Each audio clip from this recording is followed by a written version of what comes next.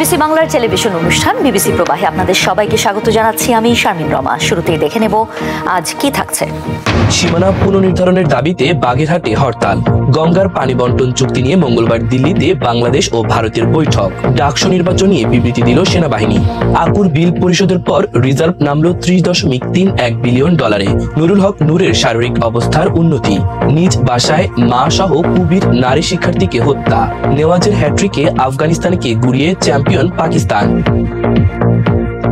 শুনছিলেন সংবাদ শিরোনাম, এবার বিস্তারিত। নির্বাচন কমিশনের সংসদীয় আসন পুনর্নির্ধারণকে কেন্দ্র করে বাগেরহাটে হরতাল পালন করছেন বিক্ষোভকারীরা। জেলার 4টি সংসদীয় আসন বহাল রাখার দাবিতে জেলা নির্বাচন কার্যালয়ের প্রধান ফটকে তালা দিয়েছে বিক্ষোভকারীরা। ফলে সোমবার সকাল থেকে বাগেরহাটে কিছু রিকশা চলাচল করলেও বেশিরভাগ যানবাহন চলাচল বন্ধ রয়েছে। অনেক জায়গায় দোকানপাটও খোলেনি। গত 30 জুলাই আসন্ন ত্রয়োদশ জাতীয় সংসদ নির্বাচনে বাগেরহাটের 4টি আসনের মধ্যে একটি আসন কমিয়ে জেলায় 3টি আসন করার প্রাথমিক প্রস্তাব দিয়েছিল নির্বাচন কমিশন। এরপর থেকেই বাগেরহাট জেলাবাসী ক্ষোভে ফুঁসে ওঠেন। আসন বহাল রাখার দাবিতে সব রাজনৈতিক দল একসঙ্গে সর্বদলীয় সম্মিলিত কমিটি গঠন করে একের পর এক কর্মসূচি করতে থাকে। 4টি আসন বহাল রাখার দাবিতে নির্বাচন কমিশনের শুনানিতে অংশ নেন জেলার বিভিন্ন দলের নেতাকর্মীরা। তবে 4 সেপ্টেম্বর নির্বাচন কমিশন শুধু আগের প্রস্তাবের সীমানা পরিবর্তন করে 3টি আসন রেখে চূড়ান্ত গেজেট প্রকাশ করে। নির্বাচন কমিশনের চূড়ান্ত সীমানার গেজেট অনুযায়ী বর্তমান আসনের সীমানা বাগেরহাট সদর, চিতলমারী ও মোল্লাহাট নিয়ে বাগেরহাট 1 আসন, কচুয়া, মোরলগঞ্জ ও শরণখোলা নিয়ে বাগেরহাট 2 এবং ফকিরহাট, রামপাল ও মোংলা নিয়ে বাগেরহাট 3 আসন বিন্যাস করা হয়। 1969 সাল থেকে চিতলমারী, মোল্লাহাট ও ফকিরহাট নিয়ে বাগেরহাট 1, বাগেরহাট সদর ও কচুয়া নিয়ে বাগেরহাট 2, রামপাল ও মোংলা নিয়ে বাগেরহাট 3 এবং মোরলগঞ্জ ও শরণখোলা নিয়ে বাগেরহাট 4 আসনে নির্বাচন অনুষ্ঠিত হয়ে আসছিল। গঙ্গার পানি বন্টন চুক্তি নিয়ে মঙ্গলবার দিল্লিতে বাংলাদেশ ও ভারতের যৌথ নদী কমিশনের প্রতিনিধিরা বৈঠকে বসবেন। এরই মধ্যে আজ সোমবার 10 সদস্যের বাংলাদেশের প্রতিনিধি দল দিল্লি পৌঁছানোর কথা রয়েছে। যৌথ কমিশনের এই বৈঠককে নিয়মিত বৈঠক বলা হলেও চুক্তি নিয়ে নানা পর্যালোচনা এবং সংশোধন নিয়ে বৈঠকে আলোচনা হতে পারে জানান সংশ্লিষ্টরা। 1996 সালের 12 ডিসেম্বর ভারত ও বাংলাদেশের মধ্যে গঙ্গা পানি বন্টন চুক্তি স্বাক্ষরিত হয়েছিল। আগামী বছর এই চুক্তির মেয়াদ শেষ হওয়ার কথা রয়েছে। ফলে তার আগে গঙ্গার পানি বন্টন চুক্তি নবায়ন এবং সংশ্লিষ্ট বিভিন্ন বিষয় আলোচনার সম্ভাবনা রয়েছে বলে জানা গেছে। বৈঠকে তিস্তা এবং অন্যান্য আন্তঃসীমান্ত নদীগুলির বিষয়ে আলোচনা হতে পারে। যৌথ কমিশনের এই বৈঠকে মূলত গঙ্গা পানি চুক্তি সঠিকভাবে বাস্তবায়ন হচ্ছে কিনা তা দেখা হয়। সব দিক খতিয়ে দেখতে বাংলাদেশের প্রতিনিধিরা জানুয়ারি থেকে মে মাস পর্যন্ত পশ্চিমবঙ্গের ফারাক্কা ব্যারেজে থাকেন। প্রতিদিন 4 বার করে পানি ছাড়ার পরিমাণ খতিয়ে দেখেন তারা। তারপর 10 দিনের গড় হিসেবে 2 দেশ কতটা পানি পেল তা নির্ণয় করা হয়। ভারত এবং বাংলাদেশের মধ্যে বয়ে যাওয়া 54টি নদী চুক্তির বিষয়টি দেখে যৌথ নদী কমিশন। বিশ্ববিদ্যালয় সমূহের আসন্ন কেন্দ্রীয় ছাত্র সংসদ নির্বাচন বাংলাদেশ সেনাবাহিনীর কোনো সংশ্লিষ্টতা নেই বলে জানিয়েছে বাংলাদেশ সেনাবাহিনী। বিশেষত ঢাকা বিশ্ববিদ্যালয় কেন্দ্রীয় ছাত্র সংসদ তথা ডাকসু নির্বাচনে সেনাবাহিনীর হস্তক্ষেপের প্রশ্নই আসে না বলে জানানো হয়েছে। এর আগেও সেনাবাহিনী কর্তৃক আনুষ্ঠানিক সংবাদ বিজ্ঞপ্তির মাধ্যমে বিষয়টি স্পষ্ট করা হয়েছে। সোমবার নিজেদের ভেরিফাইড ফেসবুক পেজে এক পোস্টে এ অবস্থান স্পষ্ট করে সেনাবাহিনী। পোস্টে বলা হয়, একটি স্বার্থন্বেষী মহল উদ্দেশ্য প্রণোদিতভাবে ক্রমাগত মিথ্যা ও ভিত্তিহীন গুজব ছড়িয়ে যাচ্ছে। এ ধরনের বিভ্রান্তি অপপ্রচার স্বাভাবিক স্থিতিশীলতা বিনষ্টের অপচেষ্টা মাত্র, যা সার্বিক নির্বাচনী পরিবেশকে ব্যাহত করতে পারে। বাংলাদেশ সেনাবাহিনী আশা করে দীর্ঘদিন পর অনুষ্ঠিতব্য কেন্দ্রীয় ছাত্র সংসদ নির্বাচন যেন সুষ্ঠু গণতান্ত্রিক চর্চার মাধ্যমে সুশৃঙ্খল ও শান্তিপূর্ণভাবে সম্পূর্ণ হয় এবং আসন্ন জাতীয় সংসদ নির্বাচনের জন্য উদাহরণ সৃষ্টি করে। নির্বাচনে অংশগ্রহণকারী প্রার্থী, ভোটার এবং সংশ্লিষ্ট সবার প্রতি আন্তরিক শুভকামনা জানিয়েছে সেনাবাহিনী। এশিয়ান ক্লিয়ারিং ইউনিয়ন তথা আকুর দায় পরিশোধের পর বৈদেশিক মুদ্রার রিজার্ভ 30.31 বিলিয়ন ডলারে নেমেছে। একই সময়ে আন্তর্জাতিক মুদ্রা তহবিলের হিসাব পদ্ধতি BPM 6 অনুসারে রিজার্ভ দাঁড়িয়েছে 25.40 বিলিয়ন ডলারে। এমন তথ্য জানিয়েছে বাংলাদেশ ব্যাংকের মুখপাত্রের দপ্তর।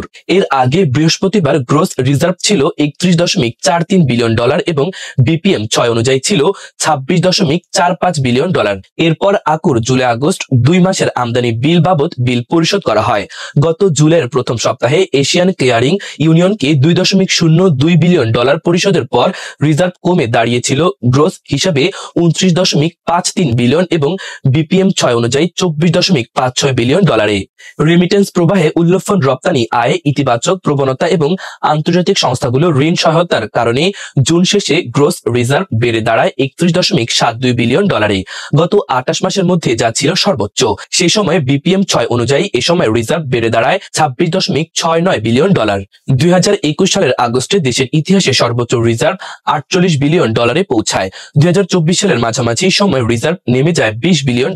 অন্তর্বর্তী সরকার ক্ষমতায় আসার পর অর্থ পাচারে কঠোর নিয়ন্ত্রণ, হুন্ডি প্রবাহ কমে যাওয়া এবং বৈধ পথে রেমিটেন্স বাড়ায় পরিস্থিতি ঘুরে দাঁড়িয়েছে। এই সময় আইএমএফ, এডিবি, জাইকা সহ বিভিন্ন সংস্থা থেকে বৈদেশিক ঋণ ছাড় হয়। এসব কারণে বৈদেশিক মুদ্রার রিজার্ভ বৃদ্ধি পায়। আইন শৃঙ্খলা বাহিনীর বেপরোয়া লাঠিচার্জে গুরুতর আহত গণ অধিকার পরিষদের সভাপতি ও ডাকসুর সাবেক ভিপি নুরুল হক নূরের শারীরিক অবস্থা আগের থেকে আরো উন্নতি হয়েছে বলে জানিয়েছে হাসপাতালের পরিচালক ব্রিগেডিয়ার জেনারেল আসাদুজ্জামান। বর্তমানে বিশেষজ্ঞ চিকিৎসকদের নিয়ে গঠিত 10 সদস্যের মেডিকেল বোর্ডের তত্ত্বাবধানে চিকিৎসা চলছে নূরের। রোববার দিবাগত রাতে হাসপাতালের পরিচালক ব্রিগেডিয়ার জেনারেল মোহাম্মদ আসাদুজ্জামান এসব কথা বলেন। ব্রিগেডিয়ার জেনারেল আসাদুজ্জামান জানান, ঘটনার দিন নুরুল হক নূরকে হাসপাতালে আনার সঙ্গে সঙ্গেই তিনি সহ কয়েকজন চিকিৎসক দ্বারা একটি বোর্ড গঠন করে তার চিকিৎসা শুরু করা হয়। ওই দিন রাতেই জরুরি বিভাগ থেকে নুরুল হক নূরকে আইসিইউতে নেওয়া হয়। পরে নূরের চিকিৎসার জন্য বিশেষজ্ঞ চিকিৎসকদের নিয়ে 10 সদস্যের একটি মেডিকেল বোর্ড গঠন করা হয়। বর্তমানে নুরুল হক নূর হাসপাতালের পুরাতন ভবনের ভিআইপি কেবিনে আছেন। ঘটনার দিন থেকে আজকে পর্যন্ত তার শারীরিক অবস্থা আগের থেকে আরো উন্নতি হয়েছে। গত 29 আগস্ট রাতে বিজয়নগরে জাতীয় পার্টির নেতাকর্মীদের সঙ্গে গণ অধিকার পরিষদের নেতাকর্মীদের সংঘর্ষ হয়। পরে দুই পক্ষকে ছত্রভঙ্গ করতে আইন শৃঙ্খলা রক্ষাকারী বাহিনী বল প্রয়োগ করে। লাঠিচার্জে গণ অধিকার নেতা নুরুল হক নূর এবং দলের সাধারণ সম্পাদক রাশেদ খান সহ অন্তত 50 জন আহত হন। কুমিল্লা বিশ্ববিদ্যালয়ের এক নারী শিক্ষার্থী ও তার মাকে নিজ বাসায় শ্বাসরোধ করে হত্যার অভিযোগ উঠেছে। পারিবারিক কোন্দলের জের থেকেই এই হত্যাকাণ্ড ঘটে বলে জানা গেছে। রোববার রাত 11টায় তাদের হত্যা করা হয় বলে জানা যায়। হত্যার শিকার ওই কুবি শিক্ষার্থীর নাম সুমাইয়া আক্তার। তিনি লোক প্রশাসন বিভাগের 16তম আবর্তনের শিক্ষার্থী। তার মায়ের নাম তাহমিন বেগম। বুধবার রাত 11টায় 999-এ কল দিয়ে হত্যার বিষয়টি পুলিশকে জানায় নিহতের ভাই। এরপর পুলিশ সেখানে গিয়ে লাশ মর্গে নিয়ে আসে। এ বিষয়ে কোতোয়ালি মডেল থানার ওসি মইনুল ইসলাম জানান, পুলিশ ফোন পেয়ে সেখানে যায়। এই ঘটনায় এখনো কেউ অভিযোগ দেয়নি। পুলিশ তদন্ত করে ব্যবস্থা নেবে। বিশ্ববিদ্যালয়ের প্রক্টর অধ্যাপক ডক্টর আব্দুল হাকিম জানান, খোঁজ নিয়ে তারপর কি ব্যবস্থা নেওয়া যায় দেখবে বিশ্ববিদ্যালয় কর্তৃপক্ষ। এবার খেলার খবর। 141 রানের টার্গেট তাড়া করতে নেমে 15 ওভার 5 বলে গুটিয়ে যায় আফগানিস্তান। মাত্র 66 রানে রাশিদ খানের দলকে অল আউট করে 75 রানে বিজয়ে শারজায় ত্রিদেশীয় টি-20 সিরিজে চ্যাম্পিয়নের মুকুট পায় পাকিস্তান। আনপ্রেডিক্টেবল পাকিস্তানকে এই জয় এনে দিয়েছে দলের স্পিনিং অলরাউন্ডার মোহাম্মদ নেওয়াজ। দলের হয়ে দ্বিতীয় সর্বোচ্চ 25 রান করার পর বল হাতে 5 উইকেট নেওয়ার পথে করেছেন হ্যাটট্রিক। ষষ্ঠ ওভারের শেষ 2 বলে দারবিশ রাসুলি ও আজমতুল্লাহ ওমরজাইকে ফেরানো নেওয়াজ হ্যাটট্রিক উইকেটটি পেয়েছেন 8ম ওভারে। প্রথম বলে ইব্রাহিম জাদরানকে স্টাম্পিং এ ফাঁদে ফেলে।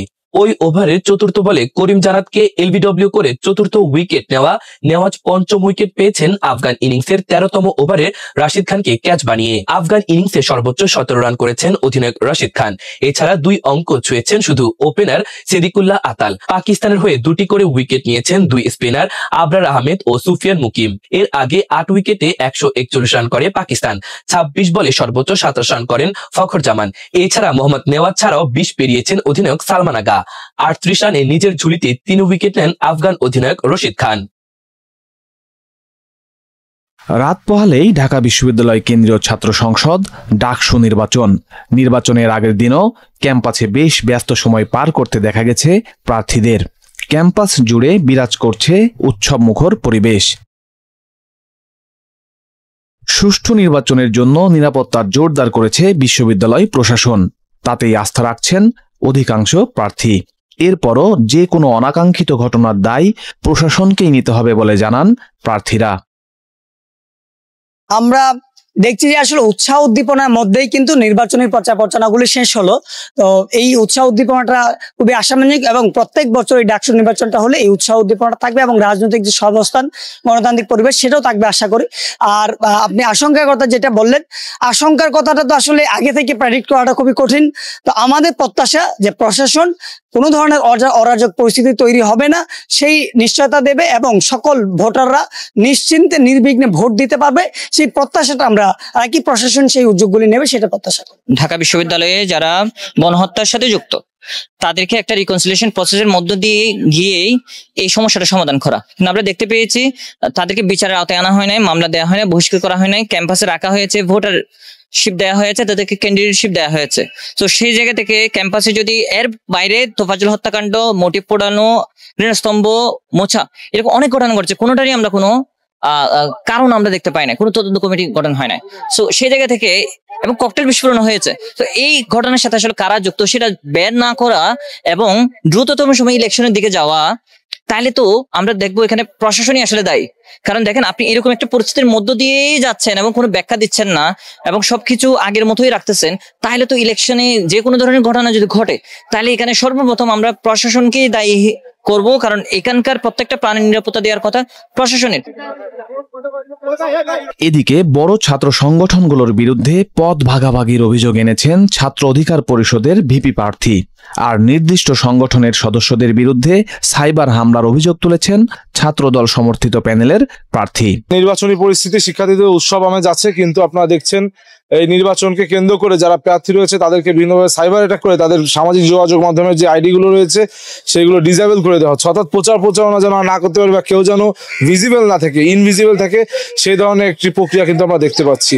আপনি দেখেছেন যে 5ই আগস্টের পূর্ববর্তী সময়ে কেউ দেশপ্রেমিকতার পরিচয় দিলে, কেউ রাষ্ট্রের পক্ষে কথা বললে তাকে গুম করা হতো, এবং 5ই আগস্টের পরবর্তী সময় এখন এসে দেখছি যারা দেশপ্রেমিকতার পক্ষে, যারা রাষ্ট্রের পক্ষে অবস্থান নিচ্ছে, যারা শিক্ষার্থীদের পক্ষে অবস্থান নিচ্ছে, একটি প্রতিক্রিয়াশীল গোষ্ঠী সাইবার অ্যাটাকিং এর মাধ্যমে তাদের আইডি গুলো ডিসেবল করছে। সুতরাং আমরা এই দুইটাকে একই সূত্রে দেখি, অর্থাৎ যারা গত 17 বছর এই ছাত্রলীগ আওয়ামী লীগের সাথে মিলেমিশে একাকার ছিল, তারাই এখন সেই শিক্ষায় দীক্ষিত হয়ে এই কাজ করছে বলে আমাদের মনে হচ্ছে। আমরা বিভিন্ন মাধ্যম থেকে জানতে পারছি যে বড় বড় যারা বলয়, যারা শক্তি আছে, তাদের ভিতরে একটা নেগোসিয়েশন চলছে পদ ভাগাভাগি করার।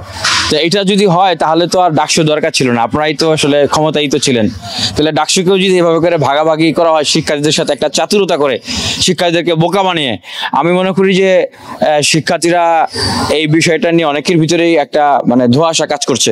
তো অবশ্যই শিক্ষার্থীরা এই নির্বাচনের ভিতর দিয়ে তাদের প্রকৃত বন্ধুদেরকেই বেছে নিয়ে আসবেন, যারা অতীতে তাদের পাশে ছিলেন, সাথে ছিলেন, এবং ভবিষ্যতেও যে বড় বড় প্রভাব বলয়গুলো আছে যারা শিক্ষার্থীদেরকে বিশ্ববিদ্যালয়কে গ্রাস করে নিতে চায়, তাদের বিরুদ্ধে ফাইট করে শিক্ষার্থীদের পক্ষে থাকবেন। 1990-91 মেয়াদ শেষে প্রায় 3 দশক কোনো কমিটি ছিল না ডাকসুতে। দীর্ঘদিনের এই স্থবিরতা কাটে 2019 সালে নির্বাচনের মাধ্যমে। 2020 সালে সেই কমিটির মেয়াদ শেষ হলেও নির্বাচন হয়নি নির্দিষ্ট সময়ে।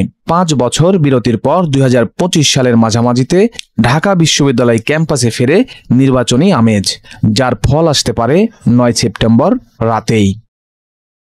চীনে অনুষ্ঠিত সাংহাই কোঅপারেশন অর্গানাইজেশন এসসিও সম্মেলন যেন বৈশ্বিক বাণিজ্যের নতুন দিক নির্দেশনা দিয়েছে। যুক্তরাষ্ট্র যখন একের পর এক শুল্ক নীতি ও বাণিজ্য যুদ্ধের ফাঁদ পেতে রেখেছে, তখন রাশিয়া, চীন ও ভারত একসঙ্গে পথ চলার ইঙ্গিত দিচ্ছে। বিশ্লেষকরা মনে করছেন এই ত্রয়ী সমন্বয়ে কেবল কূটনৈতিক দিক থেকেই নয়, বরং বিশ্ব অর্থনীতির নতুন মানচিত্র তৈরিতেও বড় ভূমিকা রাখবে। এর মধ্যেই প্রশ্ন উঠেছে, এই 3 শক্তির রপ্তানি প্রবাহ আসলে কোন দিকে যাচ্ছে আর কোন কোন বাজার দখলে রেখেছে তারা। Observatory of economic complexity OEC এর তথ্য অনুযায়ী 2023 সালে চীন, ভারত, রাশিয়ার ত্রিপক্ষীয় বাণিজ্যের পরিমাণ ছিল $452 বিলিয়ন, যেখানে এর আগের বছর এর পরিমাণ ছিল $351 বিলিয়ন। অর্থাৎ মাত্র 1 বছরে বাণিজ্য আরো বেড়েছে। বিশ্লেষকেরা বলছেন, এই বৃদ্ধি প্রমাণ করে যে বাণিজ্যে এই 3 দেশ একে অপরের উপর আরো বেশি নির্ভরশীল হয়ে উঠছে। তাই এই প্রেক্ষাপটে চীনের প্রেসিডেন্ট শি জিনপিং নতুন এমন এক অর্থনৈতিক ব্যবস্থার প্রস্তাব দিয়েছেন যেখানে কেন্দ্রীয় নেতৃত্বে থাকবে বেইজিং।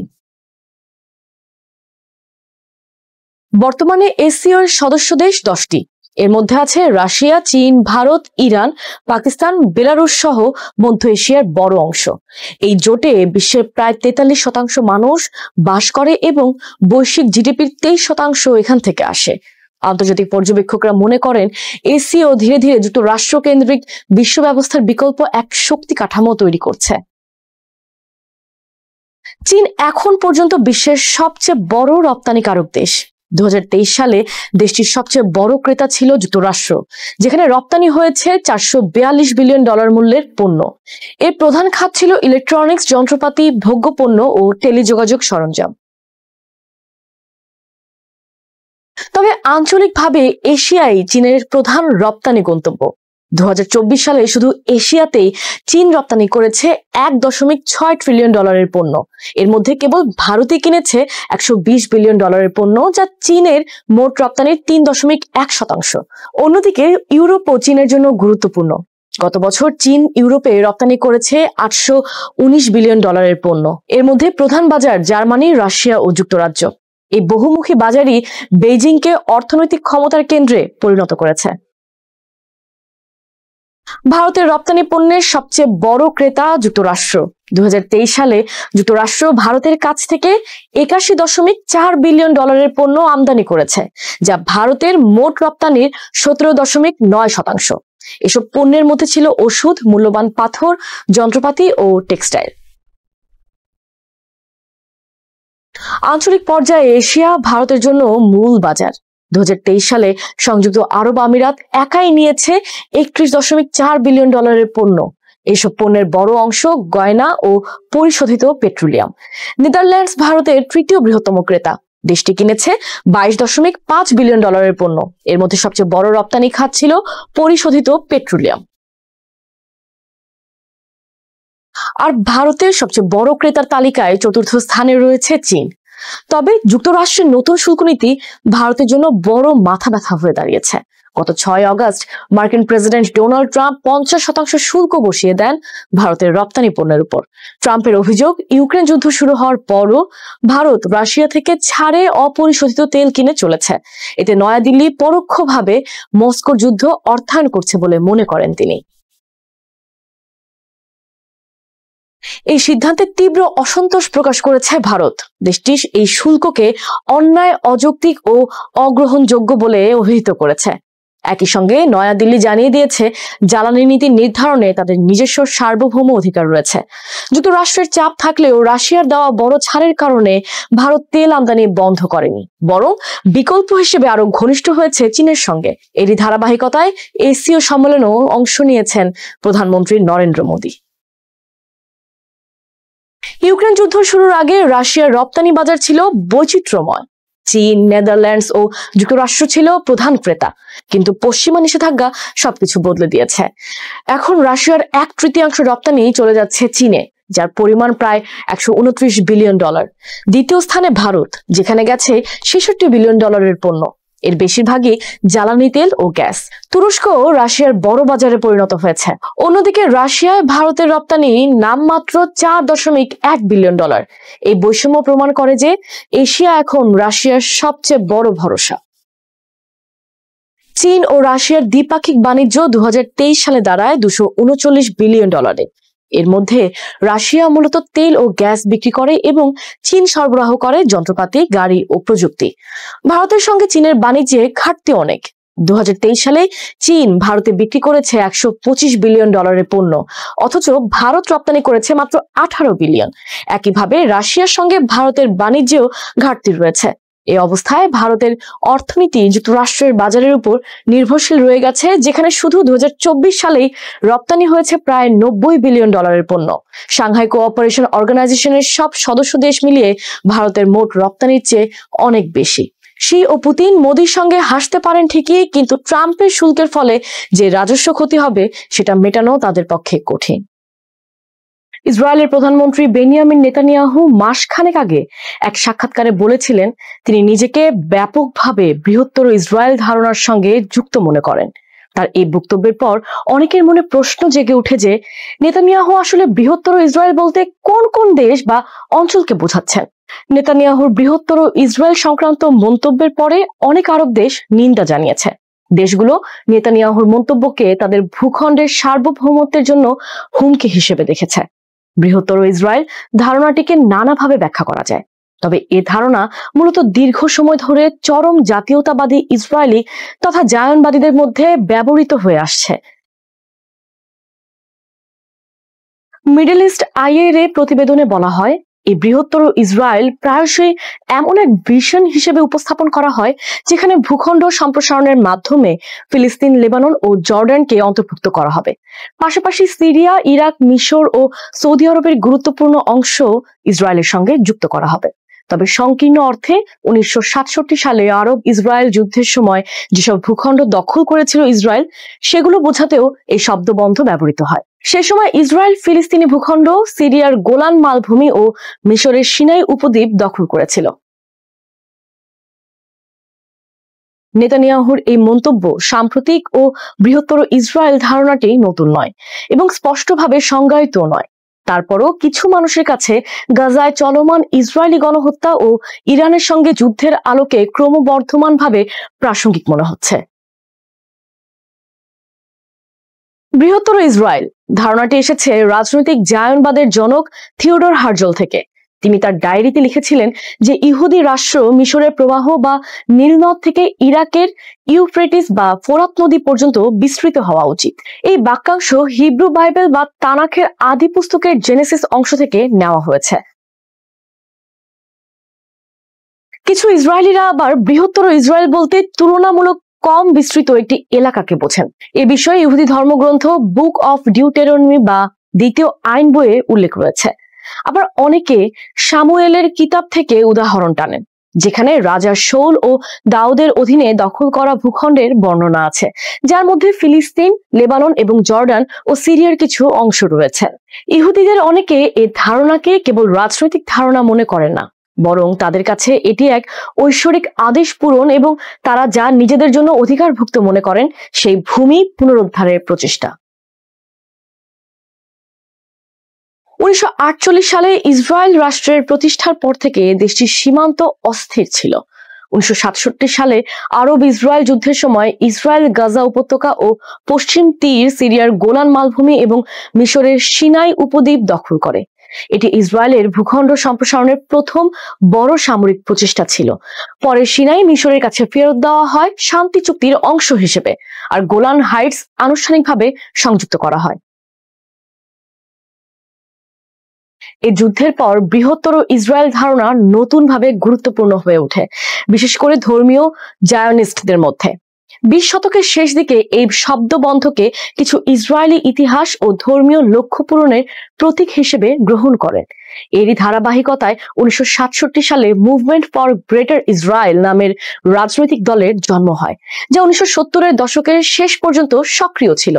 এটি দখল করা ভূখণ্ড রক্ষা এবং ইহুদি নাগরিকদের বসতি স্থাপনের পক্ষে কাজ করত। বর্তমান ইসরায়েলি সরকার 2022 সালে ক্ষমতায় আসার পর থেকে বৃহত্তর ইসরায়েল উল্লেখ আরো সাধারণ হয়ে গেছে। গত বছর অর্থমন্ত্রী বেজালেল স্মোটরিচ ইসরায়েলের সীমান্ত সম্প্রসারণের পক্ষে বক্তব্য দেন, যেখানে তিনি সিরিয়ার রাজধানী দামেস্ক ইসরায়েলের অন্তর্ভুক্ত করার কথা বলেন। স্মোটরিচ বলেছিলেন যে ইসরায়েল ক্রমশ সব ফিলিস্তিনি ভূখণ্ড এবং জর্ডান, লেবানন, মিশর, সিরিয়া, ইরাক ও সৌদি আরবের কিছু অংশ অন্তর্ভুক্ত করবে। বৃহত্তর ইসরায়েল ধারণার উল্লেখ করে ধর্মীয় সূত্র টেনে তিনি বলেন, লিখিত আছে যে জেরুজালেমে ভবিষ্যৎ হলো দামেস্ক পর্যন্ত প্রসারিত হওয়া। স্মোটরিচ 2023 সালে প্যারিসে ইসরায়েলের ক্ষমতাসীন লিকুদ পার্টির কর্মীর স্মরণ সভায় একই ধরনের ধারণা তুলে ধরেছিলেন। জর্ডান সহ ইসরায়েলের মানচিত্রের সামনে দাঁড়িয়ে তিনি বলেছিলেন, ফিলিস্তিনি জনগণ নামে কোনো কিছু নেই। অন্য মন্ত্রী ও এমপিরাও গাজায় ফিলিস্তিনিদের ভূমি দখল করার পক্ষে বক্তব্য দিয়েছেন। মার্কিন প্রেসিডেন্ট ডোনাল্ড ট্রাম্প আগামী মাসে দক্ষিণ কোরিয়া সফরের জন্য চুপিসারে প্রস্তুতি নিচ্ছেন। ট্রাম্প প্রশাসনের 3 জন কর্মকর্তা বিষয়টি সিএনএন-কে নিশ্চিত করেছেন। ওই সময় দেশটিতে অনুষ্ঠিত হবে Asia Pacific economic cooperation APEC বাণিজ্য মন্ত্রীদের সম্মেলন। CNN এর প্রতিবেদনে বলা হয়, সম্মেলনটি অক্টোবরের শেষ ভাগ থেকে নভেম্বরের শুরুর দিকে গিয়ংজু শহরে হওয়ার কথা। এটি ট্রাম্পের জন্য চীনা প্রেসিডেন্ট শি জিনপিং এর সঙ্গে বৈঠকের একটি গুরুত্বপূর্ণ সুযোগ হিসেবে দেখা হচ্ছে। একই সঙ্গে সেখানে উত্তর কোরিয়ার নেতা কিম জং উনের সঙ্গেও বৈঠক হতে পারে। কর্মকর্তারা জানান, অ্যাপেক সম্মেলনের ফাঁকে ট্রাম্প শি দ্বিপক্ষীয় বৈঠক নিয়ে গুরুত্বের সঙ্গে আলোচনা হয়েছে, তবে এখনও কোনো চূড়ান্ত সিদ্ধান্ত হয়নি। গত মাসে এক ফোনালাপে শি জিনপিং ট্রাম্প ও তার স্ত্রীকে চীন সফরের আমন্ত্রণ জানিয়েছেন। ট্রাম্পও তখন পাল্টা আমন্ত্রণ জানিয়েছেন, যদিও এ বিষয়ে এখনো তারিখ নির্ধারিত হয়নি। দক্ষিণ কোরিয়া সফরের বিস্তারিত এখনও চূড়ান্ত হয়নি এবং ট্রাম্প অন্য কোথাও যাত্রাবিরতি করবেন কিনা সেটিও স্পষ্ট নয়। কর্মকর্তারা জানান, ট্রাম্প প্রশাসন এই সফরকে যুক্তরাষ্ট্রে আরও অর্থনৈতিক বিনিয়োগ আনার সুযোগ হিসেবে দেখছে। সাম্প্রতিক বিদেশ সফরগুলো, বিশেষ করে সৌদি আরব, কাতার ও সংযুক্ত আরব আমিরাতে, এটিই ছিল ট্রাম্পের প্রধান লক্ষ্য। হোয়াইট হাউসের একজন কর্মকর্তা CNN-কে বলেন, দক্ষিণ কোরিয়া সফর নিয়ে আলোচনা চলছে। সেখানে অর্থনৈতিক সহযোগিতার উপর গুরুত্ব দেওয়া হবে। অন্য আলোচ্য বিষয়ের মধ্যে থাকবে বাণিজ্য, প্রতিরক্ষা ও বেসামরিক পারমাণবিক সহযোগিতা। ট্রাম্পের এই সফর উত্তর কোরিয়ার নেতা কিম জং উনের সঙ্গেও বৈঠকের সুযোগ তৈরি করতে পারে, তবে কিম সম্মেলনে যোগ দেবেন কিনা তা এখনও অনিশ্চিত। কর্মকর্তারা জানান, আপাতত শির সঙ্গে বৈঠকের প্রস্তুতির উপর বেশি গুরুত্ব দেওয়া হচ্ছে। দক্ষিণ কোরিয়ার প্রেসিডেন্ট লি জে মিয়ং গত সপ্তাহে ট্রাম্পের সঙ্গে বৈঠকে তাকে অ্যাপেক সম্মেলনে যোগ দেওয়ার আমন্ত্রণ জানান। সেই সঙ্গে বলেন, এই পরিবেশ ট্রাম্প ও কিমের বৈঠকেরও সুযোগ করে দিতে পারে। এই বিষয়ক আলোচনার সঙ্গে যুক্ত সূত্রগুলো বিষয়টি নিশ্চিত করেছে। বৈঠকের দিন সকালে সাংবাদিকদের সঙ্গে কথা বলার সময় ট্রাম্প লি জে মিয়ংকে জানান, তিনি কিমের সঙ্গে দেখা করতে আগ্রহী। ট্রাম্প বলেন, আমি সেটা করব আর আমাদের আলোচনা হবে। উনি আমার সঙ্গে দেখা করতে চান, আমরাও তার সঙ্গে দেখা করতে মুখিয়ে আছি আর সম্পর্ক আরো ভালো করব। ট্রাম্পের সম্ভাব্য এই সফর এমন এক সময় হচ্ছে যখন শি ও কিম দুজনের সঙ্গেই তার সম্পর্ক টানাপোড়েনের মধ্যে রয়েছে। এ সপ্তাহে বেইজিংয়ে শি আয়োজিত সামরিক কুচকাওয়াজে অংশ নেন কিম ও রাশিয়ার প্রেসিডেন্ট ভ্লাদিমির পুতিন। ট্রাম্প বারবার সমালোচনা করলেও প্রায় দাবি করে থাকেন এই নেতাদের সঙ্গে তার ব্যক্তিগত সম্পর্ক ভালো। সামরিক কুচকাওয়াজে চীনের অস্ত্র শক্তির প্রদর্শন ছিল গুরুত্বপূর্ণ দিক। সামরিক কুচকাওয়াজ চলাকালে সামাজিক যোগাযোগ মাধ্যমে ট্রাম্প লিখেছিলেন, প্রেসিডেন্ট শি ও চীনের অসাধারণ জনগণের জন্য রইল মহান ও দীর্ঘস্থায়ী উদযাপনের শুভেচ্ছা। ভ্লাদিমির পুতিন ও কিম জং উনকেও আমার শুভেচ্ছা, যখন আপনারা যুক্তরাষ্ট্রের বিরুদ্ধে ষড়যন্ত্রে ব্যস্ত আছেন। এর আগে এসসিও সম্মেলন চলাকালীন ট্রাম্প শি, পুতিন ও মোদির একটি ছবি পোস্ট করে লিখেছেন, দেখে মনে হচ্ছে ভারত ও রাশিয়াকে আমরা গভীর অন্ধকারতম চীনের হাতে হারালাম। আশা করি তাদের ভবিষ্যৎ দীর্ঘ ও সমৃদ্ধ হোক। হোয়াইট হাউসের ওভাল অফিসে সাংবাদিকদের সঙ্গে আলাপকালে ট্রাম্প বলেন, সামরিক কুচকাওয়াজ আংশিকভাবে তাকে দেখানোর জন্যই আয়োজন করা হয়েছিল। তিনি বলেন, আমি বুঝতে পেরেছিলাম তারা কেন এটা করছিলেন। তারা আশা করছিলেন আমি দেখছি আর আমি দেখছিলাম। এটি একটি সুন্দর অনুষ্ঠান ও খুবই চিত্তাকর্ষক। সবাইকে শুভকামনা জানিয়ে আমি শারমিন রমা আজ এখানেই বিদায় নিচ্ছি। ভালো থাকবেন।